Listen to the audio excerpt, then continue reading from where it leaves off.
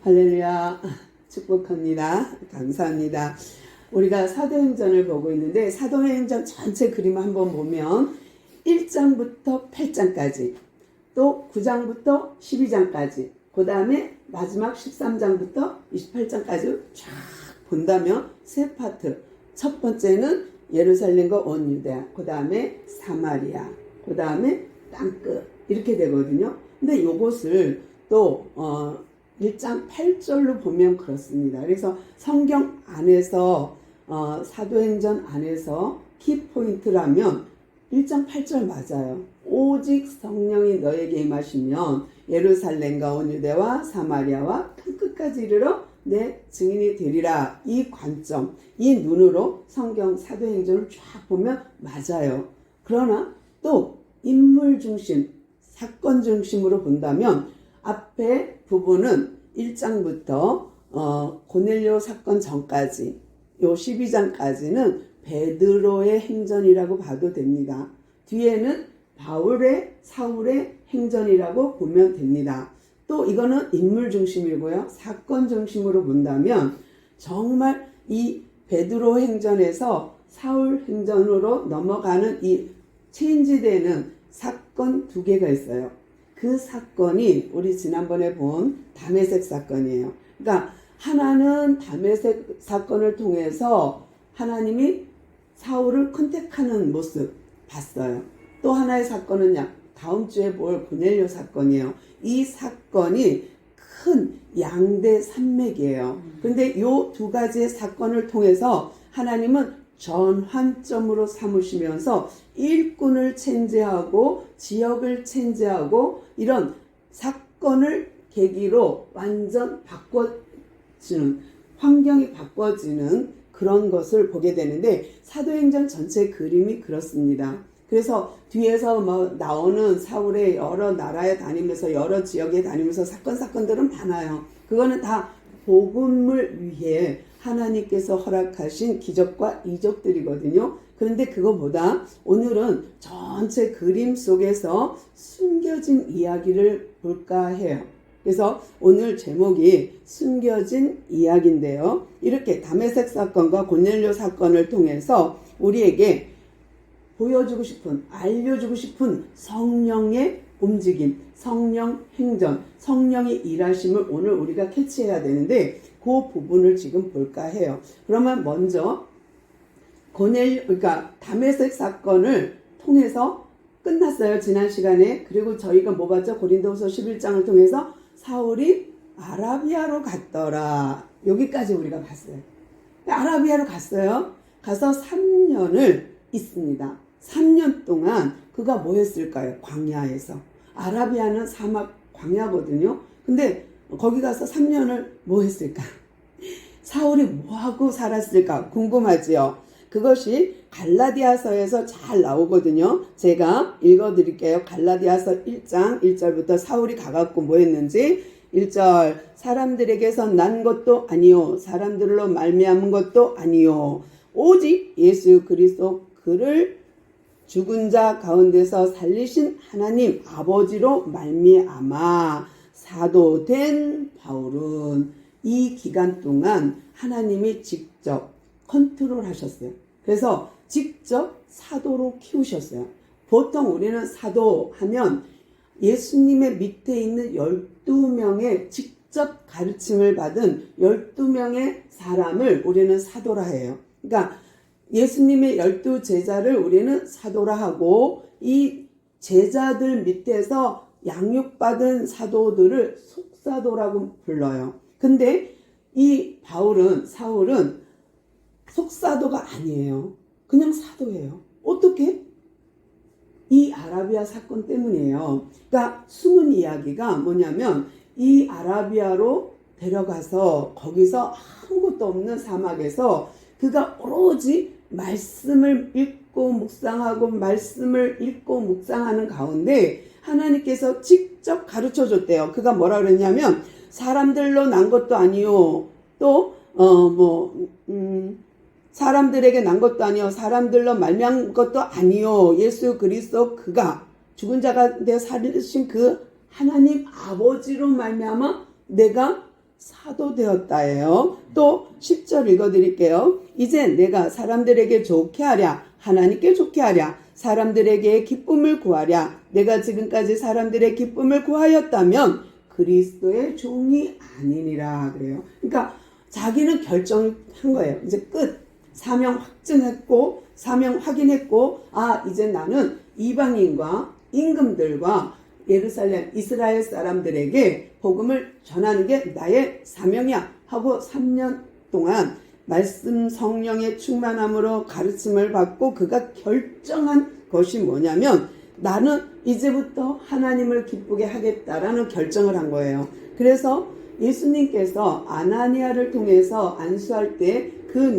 눈에 비늘이 떨어지면서 아나니아가 한 말이 있어요. 그게 뭐냐면 너는 이방인을 위해 택한 그릇, 택한 잔데 네가 얼마나 고민하고 고생하고 얼마나 훈련받고 얼마나 고난을 받을지 하나님이 다 보여줬지. 예수님 다 보여줬지. 그래서 내가 왔어. 그리고 내가 이제 안수하면 너는 눈이 비늘이 떨어져서 보게 될 거야 라는 거예요. 그러니까 정말 사울에게는 이 다메섹 사건이 얼마나 충격적이었는지 여러 번 간증해요.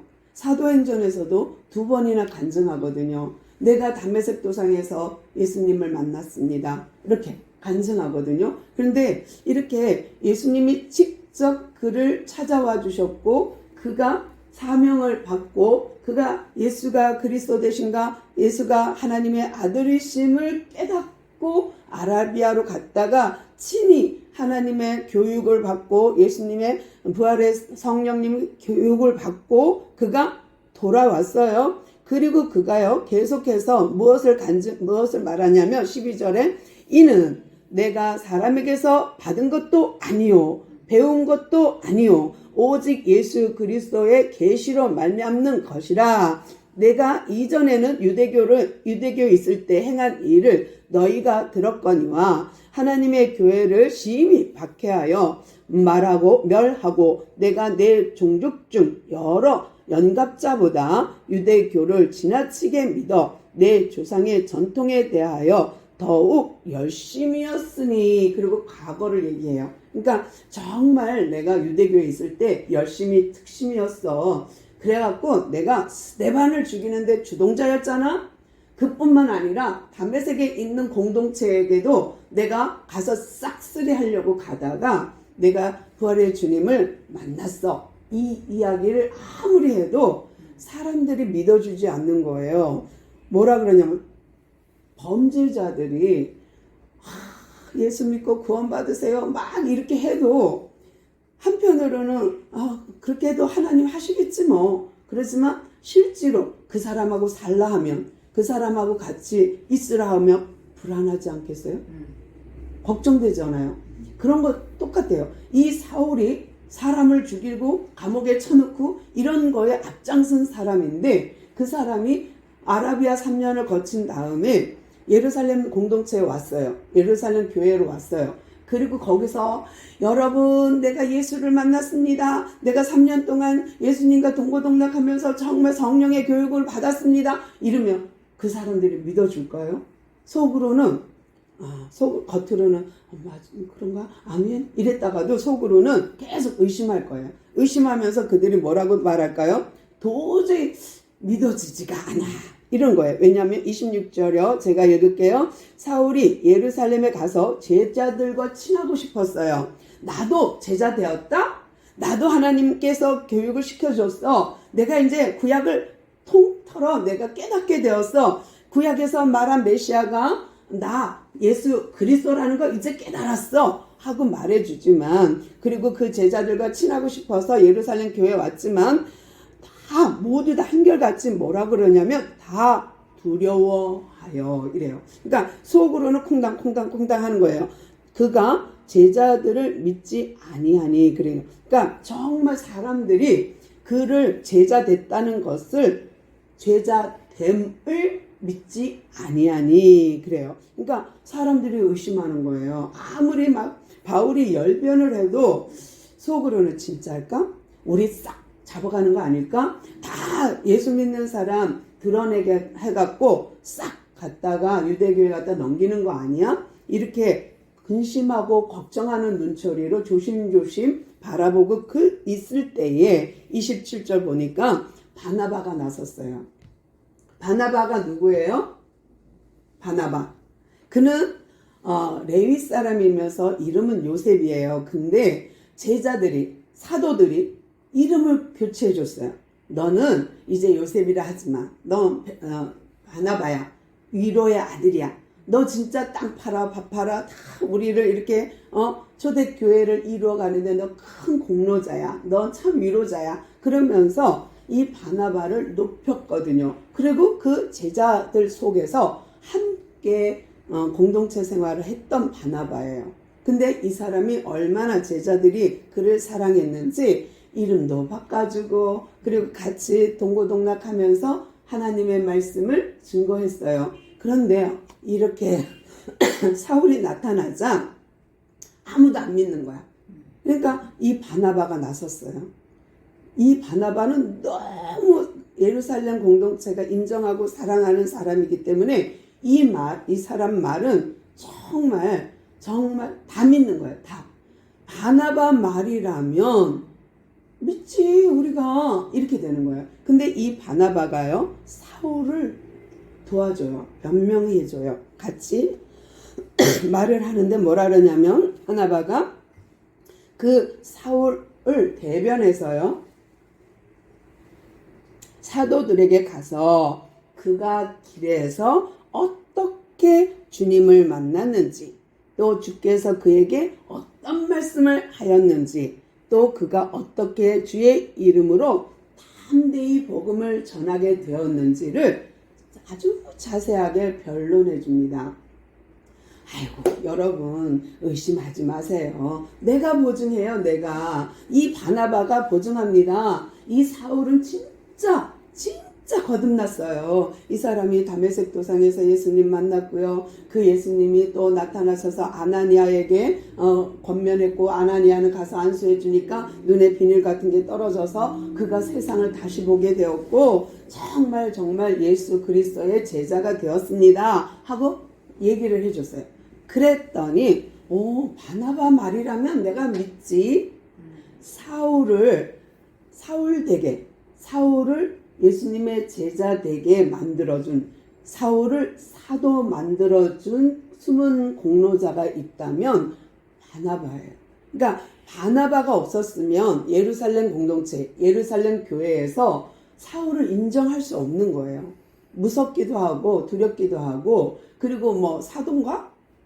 직접 예수님께 배우기를 했나? 안 배웠잖아. 그러니까 왜 사도야? 이렇게 되거든요. 근데 바나바가 열심히 사울에 대한 설명을 했더니 그들이 인정했어요. 그런데 인정하고 좋아했어요. 그런데도 불구하고 들락날락 출입하는 사람들 중에 일부는 인정하지만 29절 보니까 이렇게 말하는 가운데 헬라파 유대인은 그래도 용납이 안 되는 거예요. 다른 사람은 바나바 말이니까 우리 믿어주자. 그리고 또 지가 하나님 만났다니까 이러고서는 이제 봐주려고 했는데 헬라파 유대인들은 도무지 안 받아들이는 거예요. 왜냐면 니나 내나 똑같은데 왜 너는 사도고 나는 아니야? 너는 왜 예수님의 제자고 난 아니야? 이런 게 뭐냐면 히브리파 유대인은 뭐냐면요 이 이스라엘 땅에 있는 사람들이에요.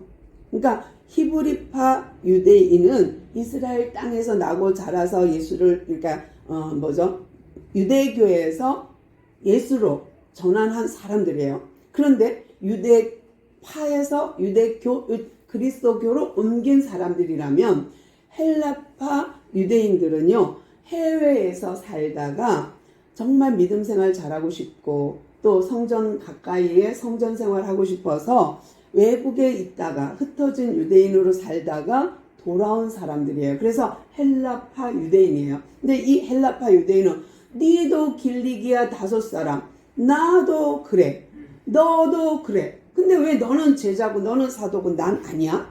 이렇게 되는 거예요. 그러니까 계속 다투는 거예요.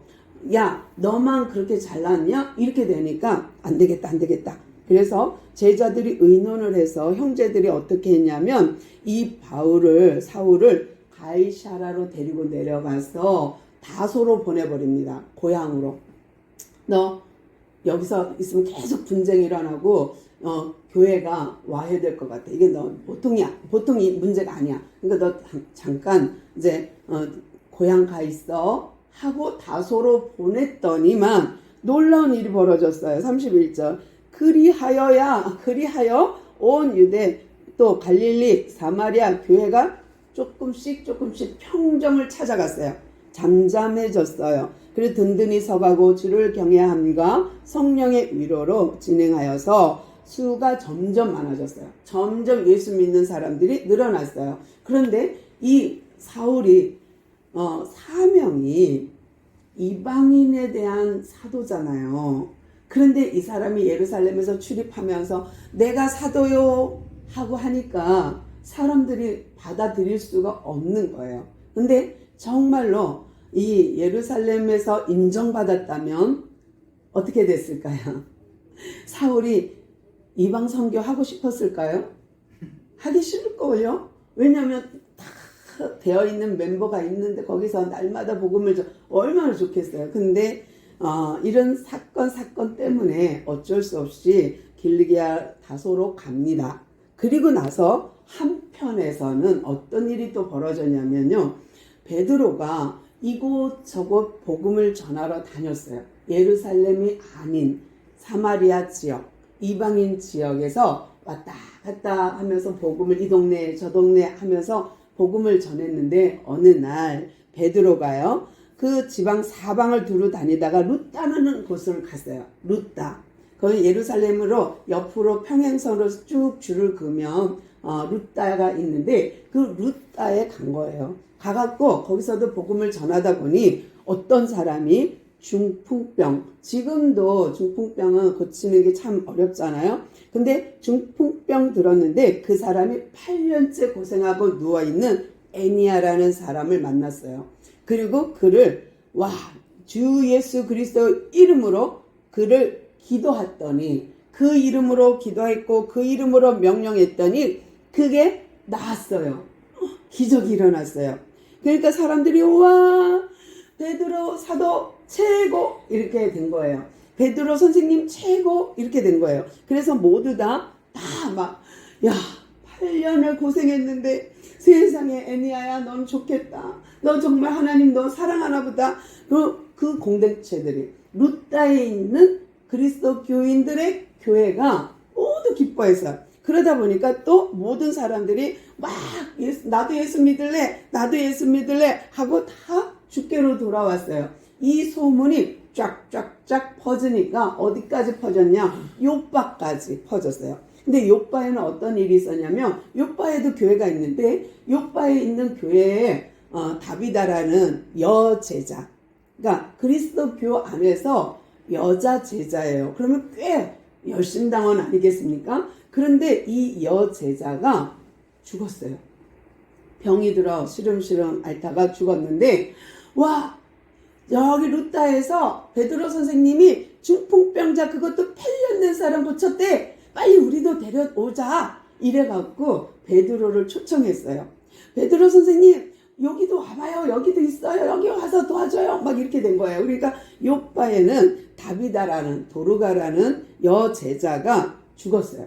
그리고 열심히 가서 베드로를 초대했어요. 그리고 선생님 이 도르가가요 이 옷도 만들어줬어요. 속옷도 만들어줬어요. 이것도 만들어줬어요. 그러면서 베드로에게 도르가가 얼마나 선행을 많이 하고 좋은 일을 많이 하고 구제를 많이 했는지 막 설명하면서 우리 도르가를 살려주세요. 우리 도르가를 위해 기도해주세요. 막 그렇게 된 거예요. 그러니까 이 사람들이 이제 베드로 선생님을 모셔놓고 그 시체를 깨끗하게 하고 여기다가 이제 침상에 누워놓고 베드로 선생님한테 막 애원을 했어요. 꼭 살려주세요. 이 사람은 살아야 됩니다. 살아서 할 일이 너무 많습니다. 막 이렇게 됐는데 그 베드로가 놀랍게도 알았어. 나가. 이래갖고 전부 내보내고 나서 주의 이름으로 또 기도합니다. 그랬더니요 세상에 놀라운 일이 벌어졌어요. 베드로가 그를 위해서 기도하니까 그 죽었던 도르가가 죽었던 그 다비다가 일어났어요. 뻘떡 일어나서 베드로 앞에 앉았어요. 얼마나 놀랬을까. 베드로도 놀랬을 것 같아. 자기가 기도해놓고. 근데 그 무릎을 꿇고 기도 열심히 하면서 하나님 이 도르가가요 구제활동 선행활동을 너무 많이 했고요. 하나님 불쌍히 여기사 이 일을 살아나게 해주세요 했더니 세상에 뻘떡 일어나서 베드로 앞에 앉았어요. 그리고 그 사건을 본 요파 사람들이 다 주를 믿더라. 42절. 온 요파 사람이 알고 많은 사람이 주를 믿더라. 세상에. 그래서 거기에 요파에 여러 날 머무르게 되는데요. 그러면 베드로의 이 두 가지 기적, 중풍병자 낫게 하는 거, 죽은 자 살리는 거, 이것이 이 두 사건이 왜 숨은 이야기가 되어야 돼요? 보통은 이거 하나 갖고도 하나의 설교가 되고 이거 하나 갖고도 큰 사건이 될 거예요. 그런데 사도행전 전체 그림에서 보면은 베드로를 룻다로, 베드로를 요빠로 보낸 하나님, 왜 거기 가서 유명세를 타게 했는지, 왜 베드로에게 그런 능력을 행할 수 있도록 기회를 줬는지, 그것은 고넬료 때문입니다. 고넬료는 로마의 백부장이에요. 로마 군인이에요. 근데 그가 예수를 너무 잘 믿어요. 그래서 하나님이 그에게 기회를 주는데요. 놀랍게도 우리는 고넬료를 띄우죠. 고넬료 같은 믿음을 가지세요 이러지만 사실은 이 베드로가 이 고넬료의 집에 가서 세례를 주고 설교를 하고 성령 충만하고 세례를 주고 모든 사람이 같이 먹고 마시는 이 사건이 엄청 사도행전에선 중요하거든요. 왜 중요하냐면 이방인 선교의 문이 열리는 거거든요. 사실은 사명은 사울이 받았어요. 그러나 이방인 선교의 본격적인 문을 여는 것은 고넬료거든요. 그래서 이 고넬료 이방인 집에 가서 유대교 수장, 최고의 제자, 수제자인 베드로가 가서 먹고 같이 이야기하고 거서 오순절 마가의 다락방에 성령의 충만함 그대로 고넬료 가정에서 일어났어요. 그러면 이 1장 8절 이 사건, 정말 이 2장의 오순절 마가의 다락방 이 사건이 고스란히 어느 집에서 일어나냐면 이방인 집에서 일어난 거예요.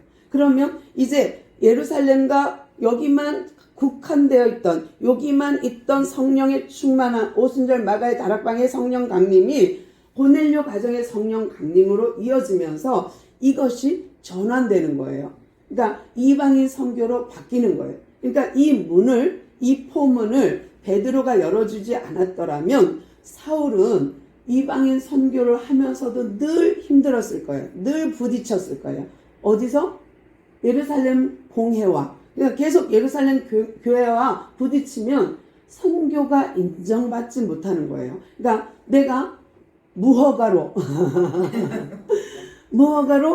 공부하고 내 맘대로 나 성령 받았어요. 나 하나님이 직접 가르쳤어요. 이래 갖고 와갖고 은혜 받아라 하면 사람들이 내 말에 큰 신뢰할 수 없는 것처럼 우리가 정상적인 이 땅의 법을 지켜가며 정상적인 코스를 밟아 정상적인 목사가 되어서 말을 선포하는 것과 말씀을 전하는 것과는 하늘과 땅일 거예요. 이것처럼 고넬료 이 사건은 그런 사건이에요. 그러니까 이방 사람에게도 하나님이 임재하신다. 이방 사람도 하나님이 사랑하신다. 이방 사람에게도 성령이 충만하게 우리에게 임하였던 오순절 마가의 다락방의 성령 강림이 고넬료 이방인 가정에도 백부장의 가정에도 로마 군인의 가정에도 그대로 적용되었다라는 것을 문을 열어주는 작업을 베드로가 했는데 이 베드로가 이 작업을 위해서 하나님은 어마어마한 기적을 이루게 한 거예요. 그러니까 그 전에는 예수를 믿겠다 결정한 사람이 3,000명이었다, 설교하니까 5,000명이었다 했지만 베드로가 전한 이 사건에 이름이 거론된 애니야, 이름을 드러낸 다비다, 이렇게 이름을 드러내면서 확고하게 확실하게 증거를 제시해 가면서 하나님이 베드로를 높인 이유, 그를 이렇게 정말 엄청난 기적을 행하게 한 이유는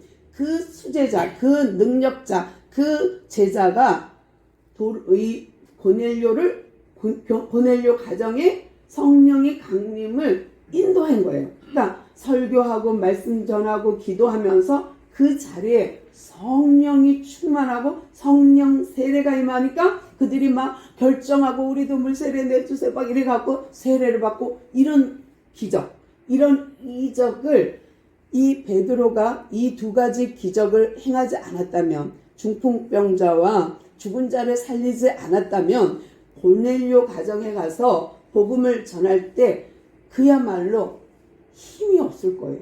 이것이 나중에 아주 큰 문제가 되거든요. 이스라엘 백성 유대교에서 이 유대인들이 뭐라 그러냐면 예루살렘 교회에서 어떻게 수장이 돼갖고 이방인 집에 가서 밥 먹어요 이렇게 된 거예요. 그럴 때 베드로가 엄청난 이야기를 하거든요. 요거는 다음 주에 더 이렇게 자세하게 고넬료 사건은 다루면서 하나님의 나라의 그 확장을 볼 거예요. 근데 오늘은 이 숨은 고넬료 사건이 일어날 수 있게끔, 이방인 선교가 일어날 수 있게끔 해준 것이 지금 베드로의 두 사건이에요. 이게 숨은 이야기예요. 또 사울을 다메섹 도상에서 사울 될 수 있게끔, 예수님의 제자 될 수 있게끔 숨은 일꾼이 있다면 아나니아예요. 아나니아가 안수에서 눈에 비늘 같은 게 떨어졌고 사명을 줬잖아요. 그런데 이 사울이 그렇다 할지라도 다메섹에서 또 아나니아를 통해서 이렇게 됐다 할지라도, 아라비아를 갔다 왔다 할지라도 예루살렘 교회에서 공인되지 않으면 문제가 발생하는 거예요. 그러니까 예루살렘 교회에서 인정받지 못하면 문제가 발생하는데 그 숨은 일꾼이 또 누구냐? 바나바예요. 그러니까 정말 한 사람을 세우기 위해서는 정말 하나님이 숨은 일꾼들이 있다니까요.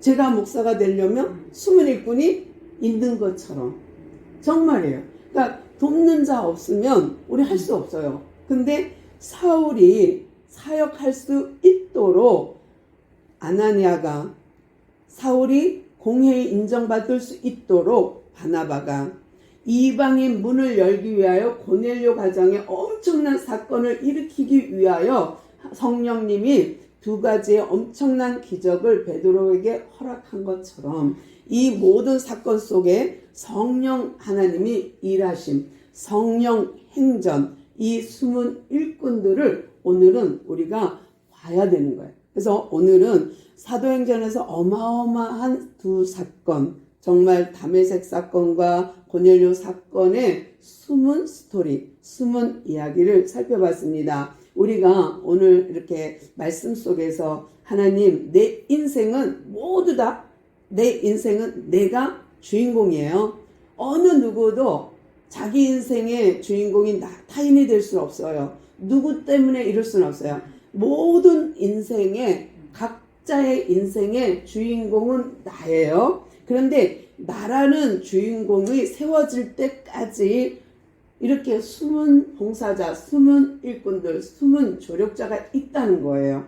그가 아들이 될지 자식이 될지 남편이 될지 아내가 될지 누가 될지는 모르지만 내 인생에 반드시 이런 숨은 공로자, 숨은 일꾼들, 숨은 이야기가 있지 않으면 나라는 존재는 존재할 수가 없는 거예요. 그러니까 우리는 그렇게 만들어졌어요. 그래서 협력하여 선입니다. 그래서 주 안에 있으면 하나됨이에요. 그러니까 너, 나 다 형제. 너는 내 안에 있고 나는 너 안에 있고, 이것이 계속 원리가 숨어져 있어요. 하나님은 예수 안에, 예수님은 하나님. 그러면 하나님을 예수를 본 자는 하나님을 보았고가 되고, 이제는 예수님 안에 우리 안에 예수님이, 그러면 우리가 그렇게 하나님과 연합하는 거예요. 하나님과 예수님과 연합하면서 우리들 속에 나도 예수님이 있고 여러분에게도 예수님이 있는데, 나와 너가 하나 될 수 있는 거, 나와 너가 연합할 수 있는 거는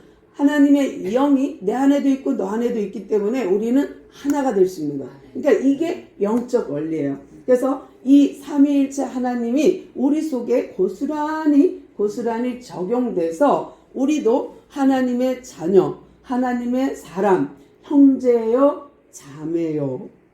정말 피를 나눈 형제요, 자매보다도 더 진한 피를 나눈 사이, 더 진한 하나님의 영으로 묶여진 하나님의 성령의 사람들인 줄 믿습니다. 기도하겠습니다. 하나님 감사합니다. 오늘도 우리에게 귀한 말씀 주셔서